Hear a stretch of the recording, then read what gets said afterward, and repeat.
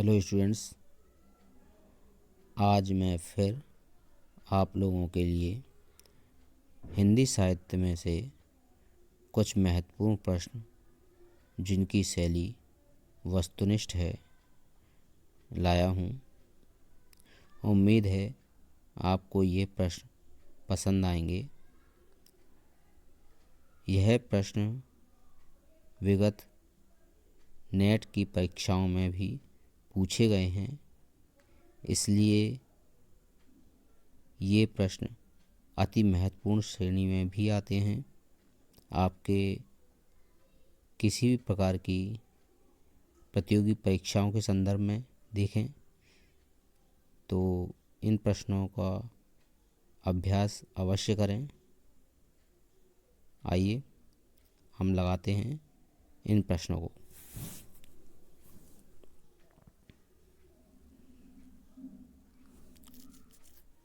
भाषा के रूप में अवधि का प्रयोग किस रचना में मिलता है? प्रश्न एक बार फिर सुन लीजिए। भाषा के रूप में अवधि का प्रयोग किस रचना में मिलता है? आपके जो विकल्प हैं वे कुछ इस प्रकार हैं: खालिक बारी, उक्त व्यक्ति प्रकरण, चंदायन और मृगावती। भाषा के रूप में अवधि का प्रयोग किस रचना में मिलता है? इसका सही उत्तर है खालिक बारी। एक बार फिर देख लीजिए, प्रश्न क्या था? भाषा के रूप में अवधि का प्रयोग किस रचना में मिलता है, जिसका सही उत्तर है खालिक बारी। अगला उत्तर प्रश्न देख लेते हैं। प्रश्न है, प्रथम राजभाषा आयोग की स्थापना कब की गई? यहाँ पर गई और होना चाहिए था प्रथम राजभाषा आयोग की स्थापना कब की गई। जैसा कि आप लोगों को याद हो, यदि आपने कहीं अध्ययन किया हो, प्रथम राजभाषा आयोग जो कि बीजी खैर की अध्यक्षता में जिसका गठन हुआ, जिसके अध्यक्ष थे बीजी खैर, उस आयोग की बात हो रही है। तो उसकी स्थापना कब की गई? इसके लिए निम्न कुछ दिनांक दी गई हैं, आप इनका अध्ययन करें। 7 जून 1951, 8 जून 1953, 9 जून 1954, 7 जून 1955। तो प्रश्न था हमारा, प्रथम राजभाषा आयोग की स्थापना कब की गई? 7 जून 1951, 8 जून 1953, 9 जून 1954 या 7 जून 1955 कब की गई? जैसा कि मैंने बताया, प्रथम राजभाषा आयोग की स्थापना जो है वो बीजी खैर के अध्यक्षता में हुई और वह 7 जून 1955 को हुई। तो इसका सही उत्तर डी है, 7 जून 1955। अगला प्रश्न देख लेते हैं। बघेली बोली किस अपभ्रंश से विकसित हुई है? बघेली बोली किस अपभ्रंश से विकसित हुई है? जिसके विकल्प हैं सौरसेनी, मागधी, अर्धमागधी, ब्रांचड़। एक बार फिर देख लीजिए प्रश्न। बघेली बोली किस अपभ्रंश से विकसित हुई है? विकल्प हैं सौरसेनी, मागधी, अर्धमागधी या ब्रांचड़। आप लोग चाहें तो कमेंट में इसका आंसर भी दे सकते हैं। मैं 10 सेकंड का विराम लेकर ही उत्तर बताता हूं। चलिए इसका उत्तर दे लेते हैं। उत्तर है अर्धमागधी। अर्धमागधी के अंतर्गत 3 बोली आती हैं, अवधी, बघेली और छत्तीसगढ़ी, जो कि अर्धमागधी अपभ्रंश से आती हैं। इसे पूर्वी हिंदी भी कहते हैं। अगला प्रश्न ले लेते हैं। स्पर्श संघर्षी व्यंजन ध्वनि कौन सी है? यहाँ पर थोड़ा सा ध्यान दें। स्पर्श संघर्षी व्यंजन वे होते हैं जिनका उच्चारण करने में अन्य व्यंजनों की अपेक्षा अधिक समय लगता है।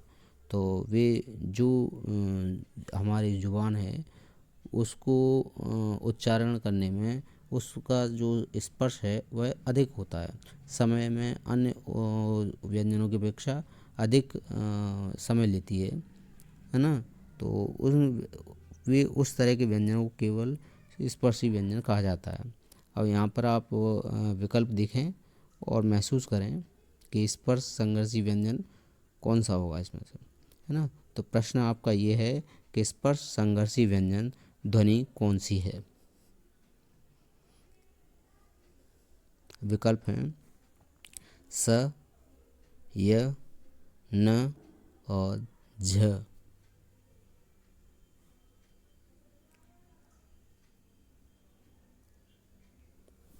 चलिए उत्तर ले लेते हैं। इसका सही उत्तर है झ।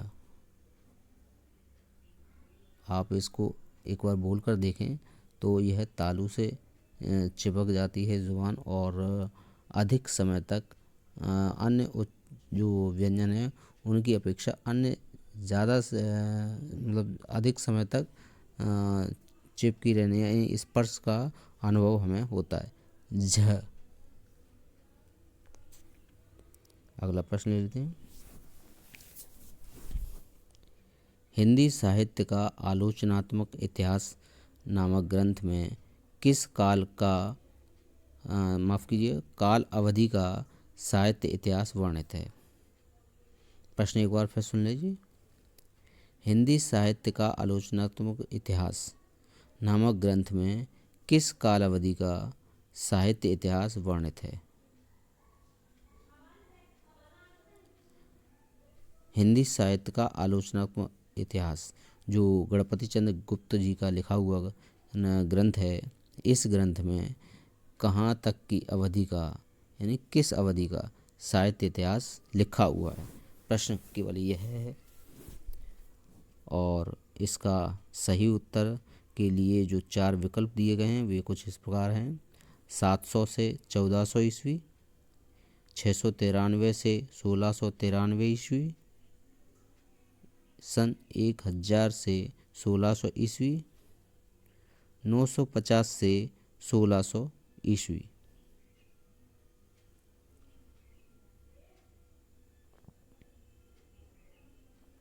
चलिए इसका सही उत्तर ले लेते हैं।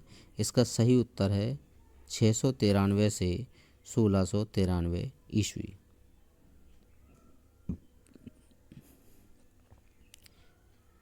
अगला प्रश्न देख लेते हैं। देसिल बयना सबजन मिठा ते तैसन जपहो अवहट्टा किसने कहा? आपके विकल्प हैं आचार्य देवसेन, गोरखनाथ, विद्यापति, हेमचंद्र।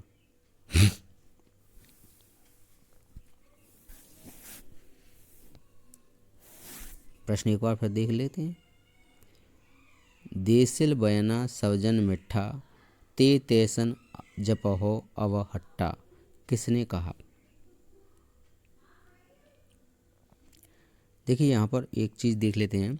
अवहट्ट जो अपभ्रंश के बाद जो भाषा आई, हम भाषा का जो विकास क्रम है वह जब पढ़ते हैं तो वैदिक संस्कृत से संस्कृत आई, संस्कृत से पाली, प्राकृत, अपभ्रंश, उसके बाद जो आई वो उसे अवहट्ट का दौर कहा जाता है, जिसे पुरानी हिंदी भी कहते हैं, है ना। तो जो अवहट्ट है वो वह उनके मतलब अवहट्ट भाषा के विषय में जो लिखा गया है, देसिल बयना सबजन मिठा ते तैसन जपहो अवहट्टा, ये किसने कहा है? अवहट्ट जो भाषा थी उसके संदर्भ में यह वक्तव्य किसका है। प्रश्न केवल इतना है। और इनमें जो आपके ऑप्शन दिए गए हैं वे 4 इस प्रकार हैं: आचार्य देवसेन, गोरखनाथ, विद्यापति और हेमचंद।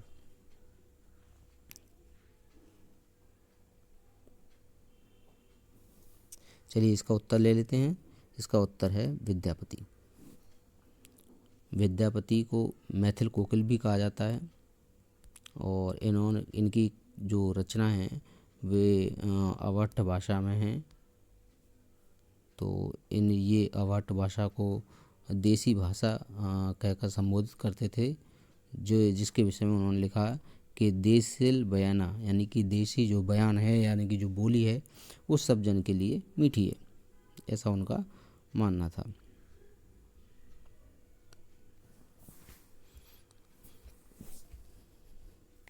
अगले प्रश्न देख लेते हैं। राधा के प्रेम संवेदन के माध्यम से जीवन को समझाने का एक सफल प्रयत्न किस रचना में है। प्रश्न एक बार फिर देख लेते हैं। राधा के प्रेम संवेदन के माध्यम से जीवन को समझने का एक सफल प्रयत्न किस रचना में उपलब्ध है। चलिए ऑप्शन ले लेते हैं। लोकायतन, आत्मजयी, संशय की एक रात, कनुप्रिया।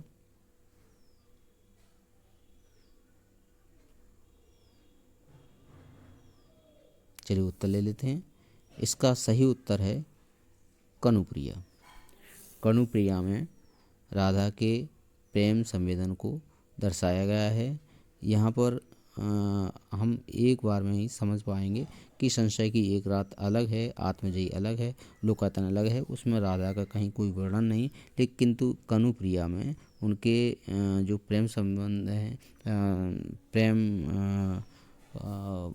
का जो रूप है उसको उन्होंने वर्णित किया है कनुप्रिया में कवि ने।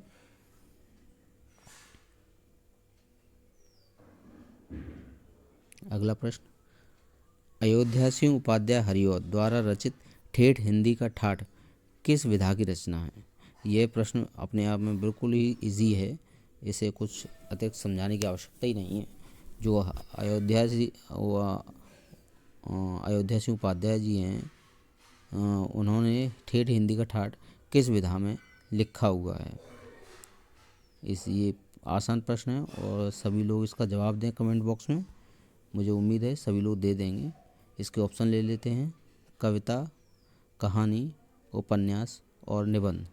जो ठेठ हिंदी का ठाठ है वह क्या है? कविता है, कहानी है, उपन्यास है अथवा निबंध है। चलिए उत्तर ले लेते हैं इसका। मुझे उम्मीद है सभी ने इसका आंसर दिया होगा। इसका सही उत्तर है उपन्यास। यह एक उपन्यास है। अगला प्रश्न ले लेते हैं। चिट्ठिया हो तो हर कोई बाँचे निम्न में से किस साहित्यकार के पत्रों का संग्रह है। प्रश्न बिल्कुल आसान है। एक लाइन दी गई है, चिट्ठिया हो तो हर कोई बाँचे। यह जो है वह किस साहित्यकार के पत्रों का संग्रह है। यह एक जो टाइटल है वह शीर्षक के नाम से किस साहित्यकार के पत्रों का संकलन जारी हुआ है, संग्रह है ना। तो हम यहाँ इसके विकल्प ले लेते हैं। अज्ञेय, विद्यानिवास मिश्र, फणीश्वर नाथ रेणु और नागार्जुन।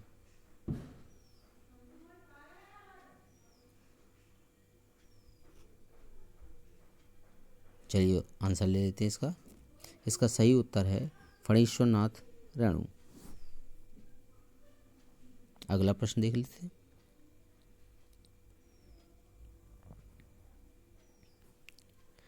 रस की निष्पत्ति मूल ऐतिहासिक पात्रों में ही संभव है।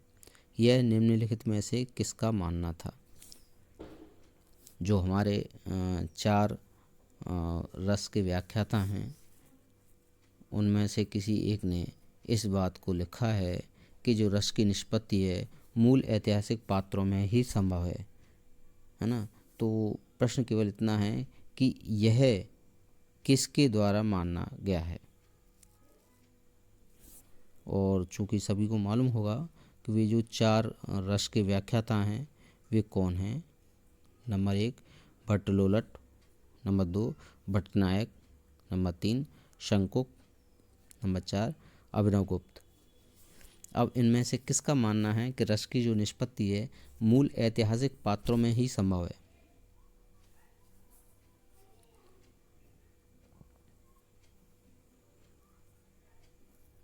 इसका सही उत्तर है भट्टलोलट।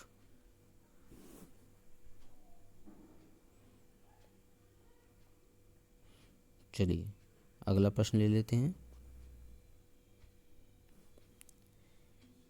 किसी भाषा का साहित्य में व्यवहार ना होना इस बात का प्रमाण नहीं है कि उसे भाषा का अस्तित्व ही नहीं था। यहाँ पर कुछ गड़बड़ है, उसे नहीं, उस। किसी भाषा का साहित्य में व्यवहार ना होना इस बात का प्रमाण नहीं है कि उस भाषा का अस्तित्व ही नहीं था। यह लेख किस लेखक का है। प्रश्न एक बार फिर पढ़ लीजिए। किसी भाषा का साहित्य में व्यवहार न होना इस बात का प्रमाण नहीं है कि उस भाषा का अस्तित्व ही नहीं था। यह लेख किस लेखक का है। चलिए आपका विकल्प ले लेते हैं। रामकुमार वर्मा, रामचंद्र शुक्ल, धीरेन्द्र शर्मा और मिश्र बंधु विनोद। नहीं, मिश्र बंधु केवल, इसमें तीनों आ जाएंगे। हाँ, मिश्र बंधु 3 हैं। और जब भी मिश्र बंधुओं का नाम आता है तो उसमें किसी एक का नाम नहीं रहता है, इसीलिए मिश्र बंधु लिखा जाता है। ये तीनों भाइयों के मिश्र थॉट एक साथ प्रकाशित हुए थे मिश्र बंधु विनोद में, है ना। तो इसलिए उन्हें मिश्र बंधु ही लिखा जाता है।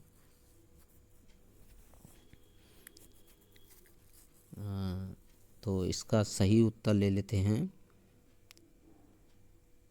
सही उत्तर है रामचंद्र शुक्ल। रामचंद्र शुक्ल जो हिंदी साहित्य के इतिहास ग्रंथ लिखा है जो 1929 में प्रकाशित हुआ था, उनका मानना था कि किसी भाषा का अगर व्यवहार में नहीं है, अगर कोई भाषा ऐसी है जो साहित्य में उसका कहीं उल्लेख नहीं है, तो इसका मतलब यह नहीं था कि उसका कभी अस्तित्व नहीं है ना। अगला प्रश्न ले लेते हैं।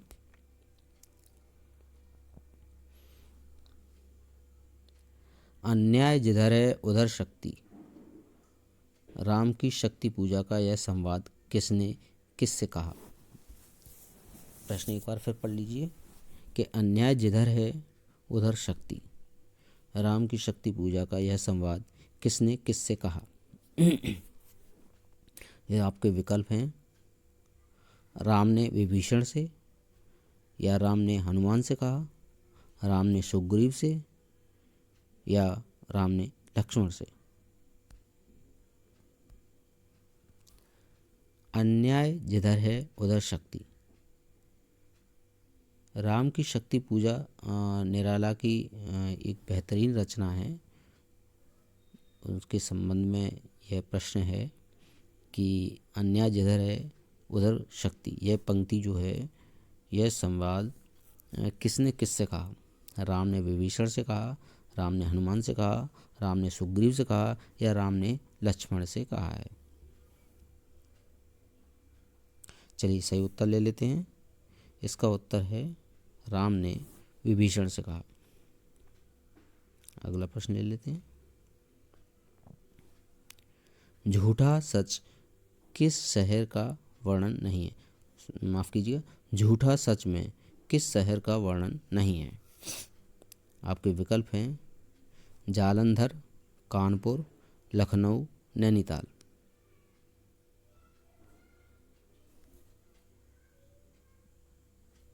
झूठा सच जो यशपाल का एक बेहतरीन उपन्यास है और जो भारत पाकिस्तान के विभाजन पर आधारित है, इसके संबंध में यह प्रश्न है कि यह किस शहर का वर्णन इसमें नहीं है। जिनके लिए आपके पास जो विकल्प हैं वे ये हैं: जालंधर, कानपुर, लखनऊ और नैनीताल।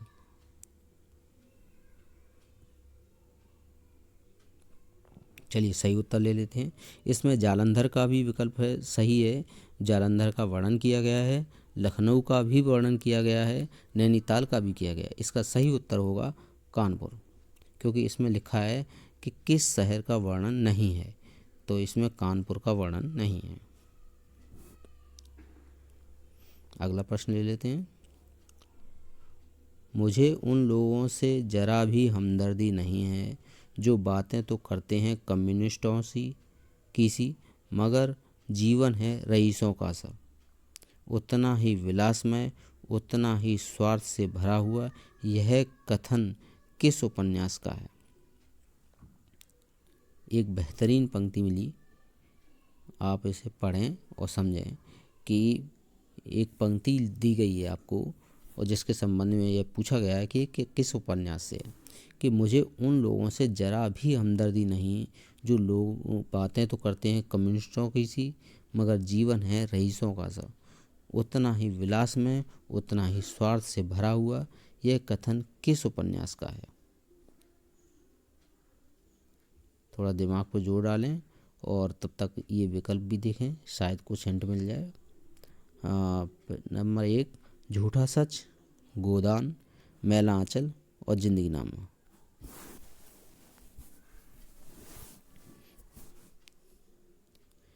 ये विकल्प बहुत ही कठिन हो सकते हैं आपको सोचने में, क्योंकि तीनों ही ऐसे विकल्प हैं, चारों ही।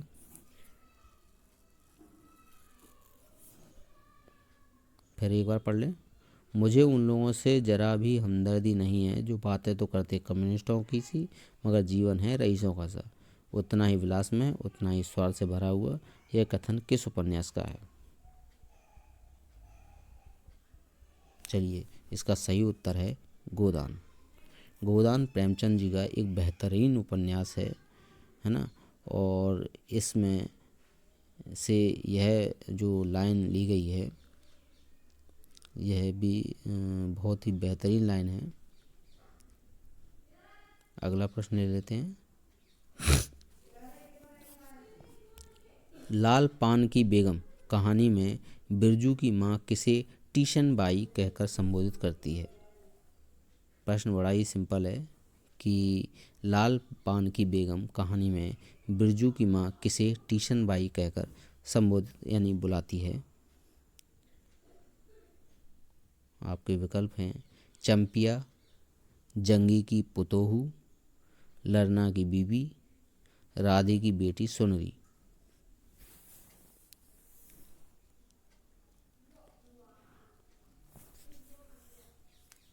चलिए इसका उत्तर ले लेते हैं। इसका सही उत्तर है जंगी की पुतोहू। अगला प्रश्न। उपन्यास बाणभट्ट की आत्मकथा के कथामुख यानी कि प्रस्तावना वक्तव्य के अनुसार मिस कैथराइन किस राष्ट्र के निवासी थी? उपन्यास बाणभट्ट की आत्मकथा के कथामुख के अनुसार मिस कैथराइन किस राष्ट्र की निवासी थी? आपके विकल्प हैं: स्वीडन, इटली, बेल्जियम, ऑस्ट्रिया।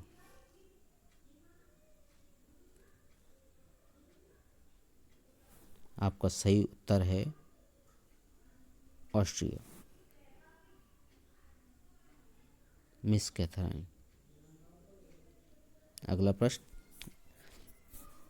किस उपन्यास में पारंपरिक गीतों के साथ ही बाबा फरीद शाह, लतीफ़ और बेले शाह की कविताओं को बहुतायत से प्रयोग किया गया है? किस उपन्यास में इन तीन महानुभावों के कविताओं का बहुतायत में प्रयोग किया गया है? नंबर 1 बाबा फरीद शाह, फरीद शाह, लतीफ़ और बेले शाह।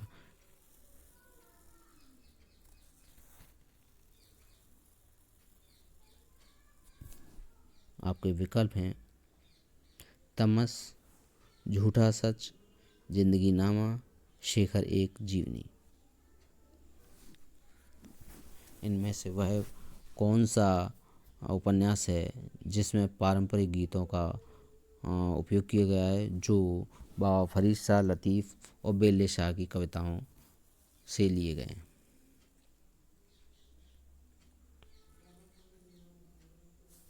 इसका सही उत्तर है जिंदगी नामा। चलिए अगला प्रश्न आ गया। चंद्रदेव से मेरी शीर्षक कहानी सर्वप्रथम किस वर्ष प्रकाशित हुई थी? चंद्रदेव से मेरी यह कहानी किस वर्ष प्रकाशित हुई थी? विकल्प ले लेते हैं। सन 1904, 1907, 1908 और सन 1911। किस वर्ष चंद्रदेव से मेरी कहानी प्रकाशित हुई थी? इसका सही उत्तर है 1904। अगला प्रश्न। आज तक कभी ऐसा ना हुआ था आज तक कभी ऐसा ना हुआ, ना कभी सुना, गजब हो गया, अंधेर पड़ गया। एक बार फिर पढ़ें।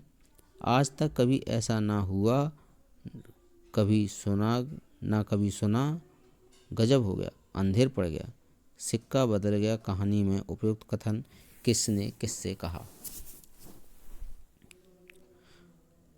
कृष्णा सोबती की एक कहानी है सिक्का बदल गया। उससे यह प्रश्न लिया गया है कि सिक्का बदल गया कहानी में यह कथन किसका है और किसने किससे कहा है? कथन कुछ इस प्रकार है कि आज तक कभी ऐसा ना हुआ, ना कभी सुना, गजब हो गया, अंधेर पड़ गया। यह कथन किसने किससे कहा है?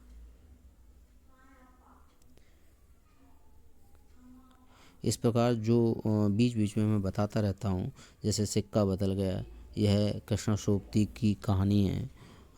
इसी प्रकार कुछ पूर्व में भी बताए, इनको भी थोड़ा नोट करते जाएं कहीं कहीं, कि कभी ऐसा हो जाता है कि डायरेक्ट प्रश्न भी आ जाते हैं। एक राइटर को भी पूछ लिया जाता है तो पता लग जाता है ना।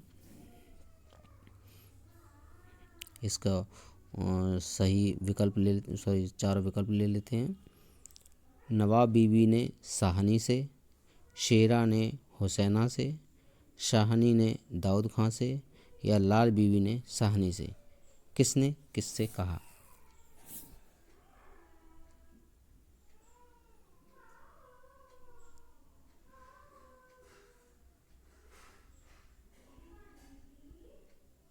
चलिए इसका सही उत्तर ले लेते हैं। नवाब बीबी ने साहनी से कहा।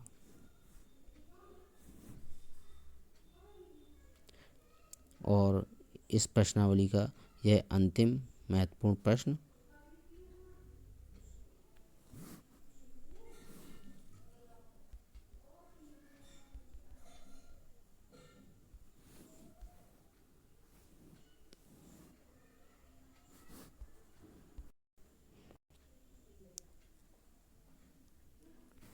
प्रश्न है, चंपा पात्र का निम्नलिखित में से किसके जीवन काल में महत्वपूर्ण स्थान रहा? प्रश्न है, चंपा पात्र का निम्नलिखित में से किसके जीवन काल में महत्वपूर्ण स्थान रहा? आपके विकल्प हैं शरद चंद्र, हरिवंश राय बच्चन, मन्नू भंडारी, रमणिका गुप्ता। प्रश्न बड़ा ही आसान है। चंपा जो एक पात्र है, चंपा, वह किसके जीवन काल में महत्वपूर्ण स्थान रखता है? चंपा पात्र से कौन प्रभावित है? यहाँ पर आपके विकल्प हैं शरद चंद्र, हरिवंश राय बच्चन, मन्नू भंडारी, रमणिका गुप्ता। इन चारों में से किसके जीवन काल में इसका महत्वपूर्ण स्थान है, चंपा किरदार का? इसका सही उत्तर है बी, हरिवंश राय बच्चन। उम्मीद है आप सभी विद्यार्थियों को ये प्रश्नावली बेहद पसंद आई होगी। तो इसमें से कुछ महत्वपूर्ण प्रश्नों को आपने कमेंट बॉक्स में उत्तर भी दिए होंगे, जिससे कि आपका अभ्यास अच्छा हो जाएगा। अगर आपको ऐसे प्रश्न अच्छे लगे हों तो कमेंट में ज़रूर लिखें। मैं ऐसे ही और भी कई महत्वपूर्ण प्रश्नों को एक साथ लेकर आऊँगा और आप लोगों को शेयर करूँगा। यह हमारी प्रश्नावली भाग 3। ऐसी कई प्रश्नावलियों को लेकर आऊँगा जिनमें कई पिछले वर्ष पूछे गए प्रश्नों का समावेश होगा। आप लोग अवश्य देखें और अध्ययन करें। नमस्कार।